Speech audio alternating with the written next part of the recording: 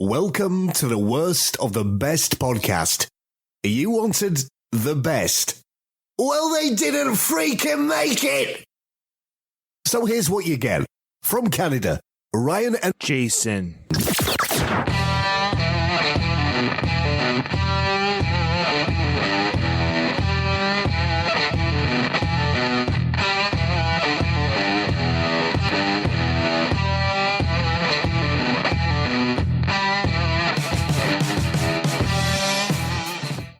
All right, welcome to the Worst of the Best podcast. I'm your host, Ryan, and with me locally, right next to me, we're not sitting across from each other virtually, we're actually in the same room together, so for better or for worse, the recording might not be as good. We'll find out, but it's my brother Jason right here next to me. Yeah, nice to be here in your home. It's been a while since I think we've only done one other podcast where we've been together. I think it was a music one, wasn't it?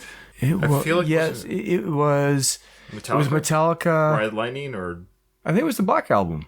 Was that in person? Yeah. Oh, okay. Yeah. The Black Album we did in person. Yeah, the Black Albums are, well, for those who care about Behind the Curtain, it's our number one download for recent months anyways. It's a very popular album, and rightfully so. It was a big download for us. But Jason, today we're talking about bizarre phobias, or phobias that aren't very common. You know, we often talk about fear of spiders, fear of the dark, fear of heights. Is there anything you're afraid of?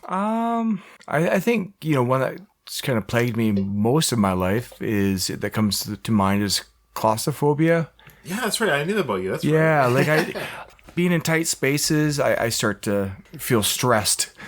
You're sleeping in your sleeping bag and you can't move your legs around, or those sort of things. I don't like fear. Yeah. Yeah, that's fair. Yeah. Not that very many people have.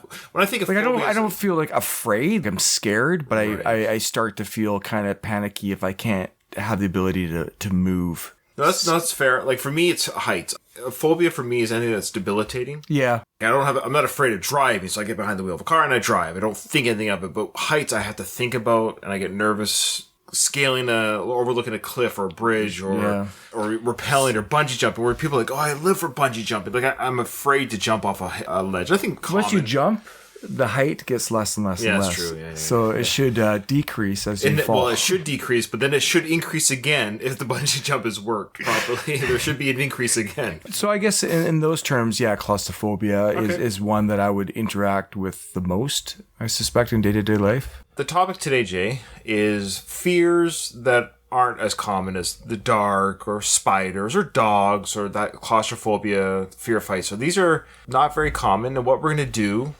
is pick at the very end, what of these 10 fears would you not want to have the most? Like, obviously, nobody wants to be afraid of anything, but if you had to have 9 of them, which one would you not want to have the very least? Okay. Yeah, that makes sense. Okay.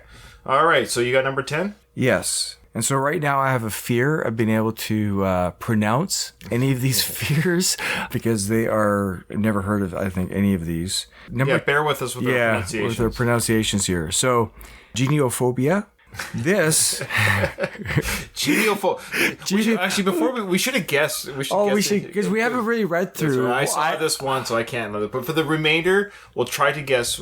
So geniophobia, I would have guessed something like, I don't know, thinking of body or something like that. Yeah, I was thinking, when I read it, I was thinking genetics. Some type of fear of my genetics becoming mutated or something. Sure. Something along the lines. But it does have something to do with our bodies, and it is the fear of chins. Okay, I don't know. I'm just making things up. Who really legitimately has a fear of a chin?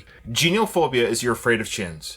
So you see a chin, and you're like, can't look at it maybe? You're uncomfortable. It's a type of body part that you're not comfortable connecting with. So if you suffer from geniophobia, are you doubly afraid of somebody who has a double chin? Is it even scarier? Yes, it's got to be. So and then they have a list of a couple other phobias, like chirophobia, it's a fear of hands. That's weird. Geniophobia, fear of knees. Could you imagine trying to have social interactions? You're talking with people and you're looking at them, and all you're doing is staring at their chin or looking away from them because of their chin. Look at my eyes. Just look at my eyes. Yeah. Don't focus on the chin. Yeah. So I guess during COVID, my eyes are up here. So I guess during COVID, This has been really helpful to the people that have geniophobia. Oh, because Their chin's recovered. Okay, fair enough. Phobia is all in the brain, right? So it's obvious for whatever reason the body or the brain has decided there's something uncomfortable about your chin. Yeah. Or your hands or your knees. Yeah, you become hyper-focused on particular... So it's unfortunate. So, yeah, we'll obviously kind of make jokes, but we're not making jokes of anyone's actual suffering because it's a phobia. It makes them uncomfortable and fearful. So, yeah, being afraid of a part of the face would make living difficult. So that's not a good one. That's it right away. That's not a good one. Yeah. Because you're dealing with people's face all the time. So again, COVID, they probably were pretty comfortable with the mask restrictions. Interesting, yeah. All right. So geniophobia, fear of chins. Number 9, Syngenes phobia. Any guesses? Fear of being asked to spell a word. Okay. I'm going to say fear of hearing something. Something with to do with hearing. Okay. All right. So here we go. Most of us experience irritation or awkwardness when we are with other relatives. So nevertheless, people with Syngenes phobia have a fear of relatives. Interesting. That's crazy. You're afraid of relatives. Now, there might be some reasons that... Obviously, there had to be a traumatic experience early in life to have triggered these fears. So there could be something very dark or sinister that would make you feel uncomfortable or not trusting a relative. Interesting, because you think about it, I mean, we're born into a family. So right away, you have a lot of these fears right away. We've seen these first two, the chin thing, now a fear of relatives. What an odd one that one is. So a fear of relatives. I would suspect it might go maybe just beyond your mom and dad. It might just be like the extended family, aunts, uncles, grandparents, cousins. Yeah. This could almost tie into like past life. This could almost be evidence of past life. Like you had a rough time in the past with relatives. So you're born, like why is this individual born with already a preconceived relatives are an issue? Yeah. I wonder when it would start to manifest. Would it be when you're young? You'd have to know that they're a relative. Right. So at what point that I'm connecting this person with being a relative, now I'm afraid of them because I know that they're a relative? So there had to be an early... some sort of trauma. Yeah. So, of course, if you have this fear, anyone listening to this podcast who has a fear of the relatives, like, I get it, not everyone wants to hang out with the relatives. Yeah, I don't like all my relatives, but I'm not afraid of them all. Obviously, another debilitating fear. Absolutely. I don't know how one would function with this. Maybe just don't ever go to family reunions, I guess. Boy, the impact on you as an individual, not being able to associate with family. Yeah. You know, such an important part of who we are, and the joy that we get out of life is through family. What you could do in this situation is, if you knew your young son or daughter had a fear of relatives, you could just trick them and say this was just a work party and not a family reunion. It's just this is a summer work party, you know. Here's your, you know, you just call everyone Mr. and Mrs. and aunt and uncle, you know. Just pretend everyone's just a working friend and not a relative. And all of a sudden they're comfortable. I never thought that would even exist, this fear. But this is the thing. Oh, these are real phobias. They have names because people have identified it. And Oh, I got to guess with this one, Jason. Number 8. I have a guess. Okay. So, ablutophobia. Guess. Abluto. Ablutions, I wonder. Hygiene? You're afraid to keep yourself clean, maybe. Hygienically clean. Because ablutions means like cleaning yourself. So let's see if we're close. Okay. Oh, right. Good. We guessed it. Yeah. We guessed it. What does it say? Yeah. So it's the fear of being washed and bathed. Yeah. Yeah. It's most common in children, of course. But there's going to be adults who go like, okay, when's the last time you had a shower? I would say a lot of kids, actually, this is what they have. Because a lot of kids will put them in the bath. It's just like they go swimming in the lakes or pools, not an issue. Put them in the bath or wash their hair. I've had a few of my kids literally scream bloody, and I'm sure parents listening, bloody murder when their hair gets washed, you know, or their face gets wet. Again, that must be like a deep-seated, evolutionarily something, right? In our background, in our DNA makeup or whatever, that triggers this response. I mean, it's like a dog, right? You put a dog, we had a golden retriever. Right. Absolutely love going in the water. Give her a bath, and it looks like you're just like, you know, about to kill her. Like, and her whole demeanor and personality would just completely shrink. She hated it. Yes. But jumping in a lake and not going an into the issue. river, or what? Yeah, not an issue at all. So again, I can see why when people are truly fearful, this is one thing that, to kick and scream to bathe your kid, but to be truly fearful of this as an adult, that's not as common, of course. But there are adults who don't clean themselves. I've seen them, been around some, but I don't even know if that's a fear or if it's lazy. But this would be an actual people, for whatever reason, I guess, are afraid of taking a bath or washing themselves. Interesting. It's actually a fearful experience, not even just a lazy experience. It's just they're scared to do it. All right, number 7, neophobia. Neo. Lights, maybe? Or is it new? New? Well, Being afraid of something new? Okay. Let's find out. You can guess along at home, too, folks. Yeah, play along. Let us know in the comments below. I don't know below what.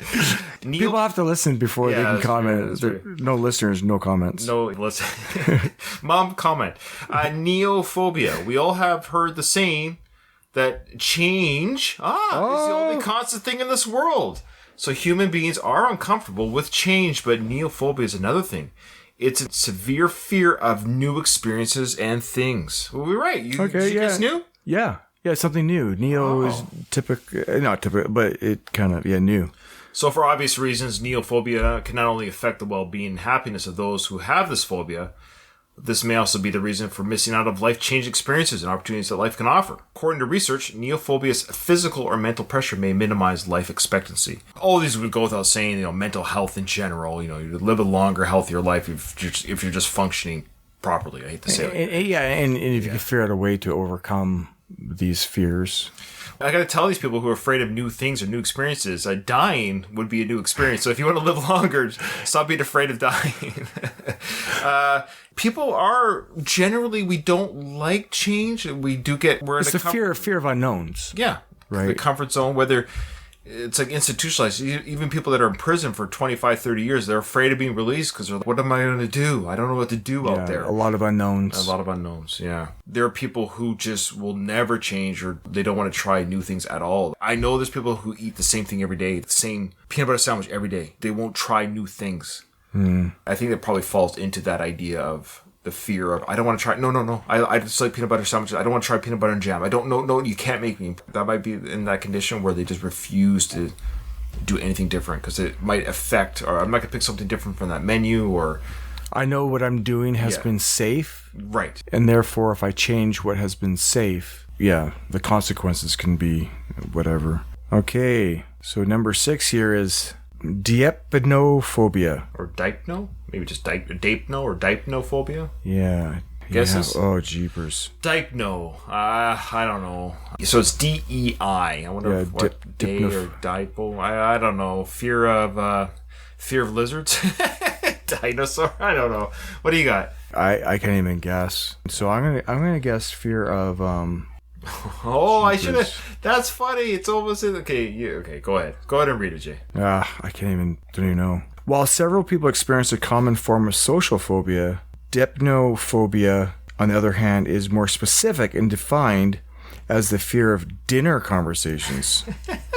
So I guess I'd be interested to know what the prefix actually means. Dipno or yeah. Probably some Latin word, or probably for dining. There's some sort of So dinner conversations. So people just don't want to talk during dinner time. They're like over their meals. That's weird. So they prefer just to eat quietly, privately. However, studies have shown, Jason, that if you remain silent while you're eating, it actually benefits digestion. So maybe they're just smarter than us. Yeah. It is kind of awkward talking while you're eating, because to a large degree, because it's funny how we use dates. People often date and dine, right? Imagine if you're afraid of having small talk while you're eating and somebody invites you out for... See, I'm the opposite. I'm a very slow eater, maybe too slow. And I think it's because I look at maybe the dinner and eating as more of a social interaction. And so I think I tend to talk while I eat. Oh. I've noticed this over the last few years that when I'm eating with others, but I tend to be the last person to be eating, and everybody else is fully finished. Maybe I use that as a... Well, but you're not afraid. No, but I'm not afraid. Yeah. But I'm kind of the opposite. Maybe some people, they're afraid to eat and they want to... I don't know why. Why would you be afraid to I don't know. Well, it's a social phobia. Yeah. So I guess it's somehow triggered with mealtime, speaking while you're eating. They don't want to talk. So there must be some sort of connection between the ingestion of food and conversations at the same time. It's very specific, right? These exist. Very specific fears. Call into our show. Lines are open. Let us know if you suffer from any of these phobias. Now, here we go. Arachibatrophia. Arachibatrophobia. I'm probably saying that wrong. So we have Arachie here. So we're thinking spider-like. Something to do with spiders. Yeah, this one, like butyrol, is like it sounds to me like a butyrate, food metabolism. Arachibutyrophobia. There you go. So there's a proper pronunciation. I'm going to say a pest in your food. Fear that there might be a pest in your food. Oh, okay. So it has to do with spider. Oh, a spider will crawl in your ear while you're sleeping. Possibly. The only reason I say food is because butyrol, like, is it like a metabolite from eating, like a butyrate, or let's see what it is. Yeah. Okay. Although this isn't a life-threatening condition, this list of peculiar phobias wouldn't be complete without Arachibutyrophobia. Or the fear. Oh no! You're right about the food, Jason. The fear of having peanut butter stuck on the roof of your mouth. That is a life-threatening condition. Have you ever gone wow, this peanut butter is really thick and it's really hard to get down? There have been a couple times where I've had peanut butter in my throat. I eat natural peanut butter without sugar. Yeah. As a little bit of a snack, I'll just grab a scoop of peanut butter. Yeah, I'll munch it down. There've been a couple times It's not going down. It's really uncomfortable. I'm not afraid, but it's uncomfortable. I'll just grab a glass of water. Yeah. But if you didn't have anything to drink nearby, it would be a little bit panicky. Yeah, very. It does get stuck in your throat. But this is specifically not your throat, it's the roof of your mouth. Yeah, yeah. That's unfortunate because I love peanut butter. Imagine being so afraid of this happening that you couldn't enjoy peanut butter. Who doesn't love peanut butter? Come on. It's delicious. And we're talking about being stuck in our throats. They're just talking about the roof of the mouth. The roof of the mouth. Very particular. So you were right about the food, Jay. Good job on the food. I'm just trying to get the peanut butter out of Iraq. Maybe peanuts, the legume. I bet that's a very specific, the nut, Iraq. I bet if we were to spell Iraq, yeah. It sounds like they're saying Iraqi. I know, Iraqi. That's how they pronounce Iraqi. All right. What was the Latin word for peanut be? Right. Well, this one might be an easier one to guess with this one, Jay. Heliophobia. Now, we could say, helicopter or something with flight, maybe, but that's too easy. Helio, I wonder if it means like air. Something to do with air. Fear of hearing somebody's voice, the helium. Oh, there are people that don't like hearing people breathe. Oh. But you're afraid of it. So maybe the fear of having someone breathe on you. Somebody's breath on the back of your neck. Sure. It's uncomfortable, but are you afraid of it? There is a difference. Yeah. Oh, okay. So sunlight. Oh, okay. Some people suffer from the rare condition known as heliophobia, or the fear of sunlight. Wow. It gives them immense panic and anxiety. So they're vampires. Yeah, pretty much. They also experience distress from bright lights in general. So it's bright lights, sunlight. Or they're afraid of the harmful effects of the sun. Vampire. Yeah. Imagine being afraid of the sun. And how do you become... So, see, that sounds like a learned thing, especially if it's based on the harmful effects of sun. So you were, conditioned at some point to be really ultra afraid. The sun's going to give you cancer, and then you just get hyper-focused on the impact of what the sun can do to you. But yeah, interesting. Heliophobia, the fear of sun, the sun's That's got to make life sucky, eh? Well, there are parts of the world you can move to. There's also parts of the world you'd never visit. Yeah. And those are often the places that people visit, are the places where sunshine, beaches. Yeah, you would never be able to visit anywhere tropical. I'd recommend, hey, come move to the Pacific Northwest. You'll be all right for most of the... But I bet you it's even a fear of even cloudy days. I would suspect if you have that kind of fear of the sun, I wonder if even cloudy days would even help you that much. You probably just are just only comfortable at nighttime. Yeah, what happens if the clouds break up and the wind blows the clouds away or whatever? Sure. At any moment. Yeah, at any moment you're exposed to the sun. The sun can break through. Chorophobia. Fear of dancing, maybe? Choreography? Fear of acting? Fear of, choreography. Maybe fear of a ballet or, those big dance routines you'll see all the pop stars do. What would you call that? A fear of... fear of dance routines. We nailed it. Huh? It's dancing. The fear of dancing. That was my guess. I got it. Oh, yeah. Fear of dancing. So regardless of your dancing skills or your necessity to dance, this I wonder if are you afraid of seeing people dance? I was going to say, people would have fear of watching me dance. Yeah, sure. Because I cannot dance.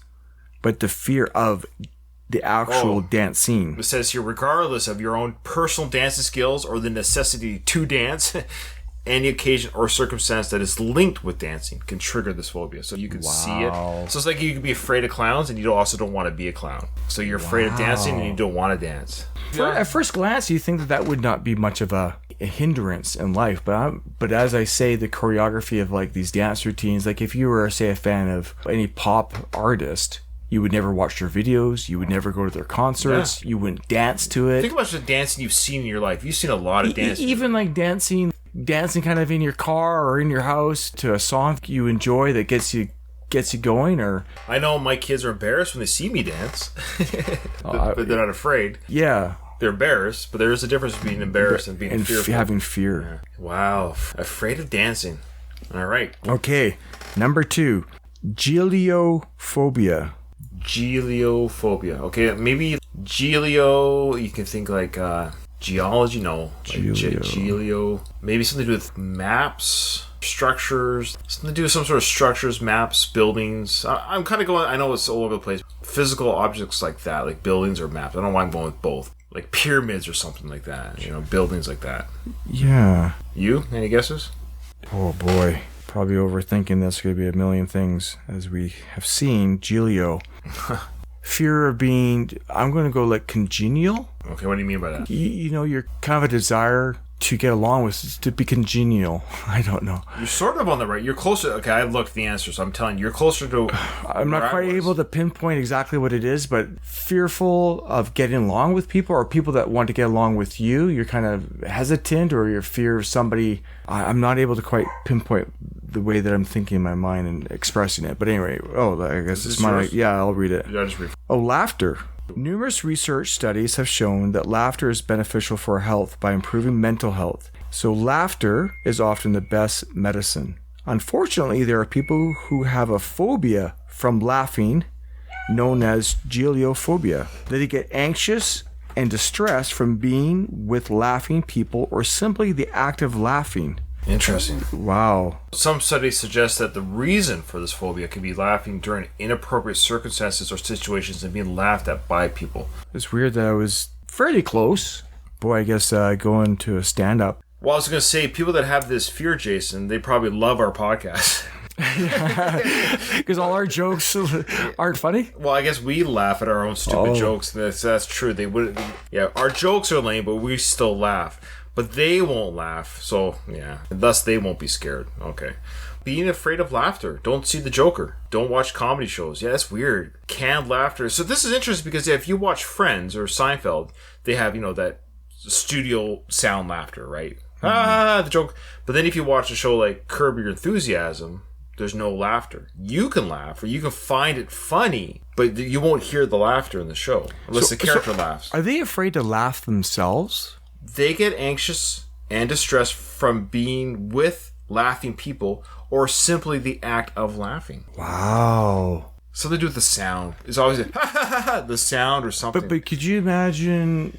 Yeah, it's weird. Because people laugh at work. People laugh at work. You laugh at so many times. Like just, an offhand comment or whatever. And I guess they can move afraid move to North Korea. Express themselves. Move to Russia or North Korea. Well, chuckles over there, Weird. Okay, last one, Jason. Optophobia, and I'm with something to do with vision. Yeah, right? That's something. Opto. Yeah. Fear, but what though? Fear of what? Seeing what? Seeing something. Maybe the fear of going blind, but you're not blind. That's kind of a common fear, though. That wouldn't be uncommon. Like the fear of losing your senses.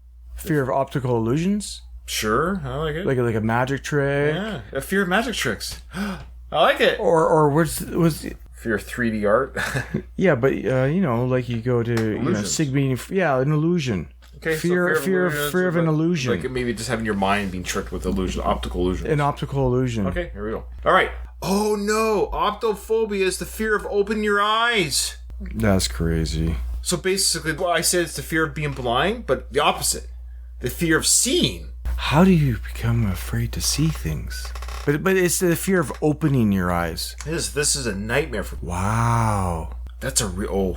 Well, I think we got our number one. Yeah. Spoiler, because it just encompasses everything. Almost not in this list necessarily, but I was actually, for the sake of this list, but I was going with the fear of chins for a lot of this, because you just see chins all the time. So you could be afraid of spiders or heights, but you're not exposed to that all the time, like being high up in the air or even a spider. But you see people's chins every day, for example. Yeah, it's interesting going through this list. Wow. And so at the end of the day, this is unfortunate for everyone that goes through these. yeah. Well, let's go through the list one more time for our listeners. Maybe, so here we go. Geniophobia, it's the fear of chins. Syngynsphobia, that's the fear of relatives. Ablutophobia, that's the fear of bathing yourself. Neophobia, the fear of new things, changes. Dipnophobia or dapnophobia, that's the fear of dinner conversations. Arachibutyrophobia, that's the fear of peanut butter being stuck to the roof of your mouth. That's an easy one to live with, just don't have peanut butter. But heliophobia, the fear of sunlight, that's rough too. Yeah, that's a... Chorophobia, that's the fear of dancing or seeing dancing. Giliophobia, the fear of laughing or laughing yourself. And optophobia, the fear of opening your eyes. Now, you could argue the fear of opening your eyes. I wonder, though, if it dissipates once you've overcome it. So it's the same way if you jump off a bridge. Like, okay, I'm okay. So maybe when you first wake up, like, I want more explanation for that one. Like, is it just your eyes are always open, or the actual just opening them and then, okay, they're open, I'm good? I wouldn't mind a little bit more on that one. So we just did some additional research. It just sounds like it's just open your eyes. It's scary. Think about yourself watching a scary movie, Jason. And when you cover your eyes because you don't want to see that scary part. That's what these people live with all the time. Just the fear of opening their eyes. It's that same part of their whole life's a scary movie. Yeah, it's like literally, it's not just in a particular moment of time, but it's all the time. Well, it's almost like that one's a cheat. So let's just go with. I don't want to take away from your. I mean, that's got to be number one. Yeah. I mean, it's kind of uncontroversial. Because these weren't really going in any kind of order. Because peanut butter was in the middle. But yeah, that one came out of nowhere. So let's say that one wasn't on the list. Because that one's, I hate to say, that one's a little bit of, nobody would want that fear. It's a fear of living almost. Like you'd rather just be blind? I guess they would.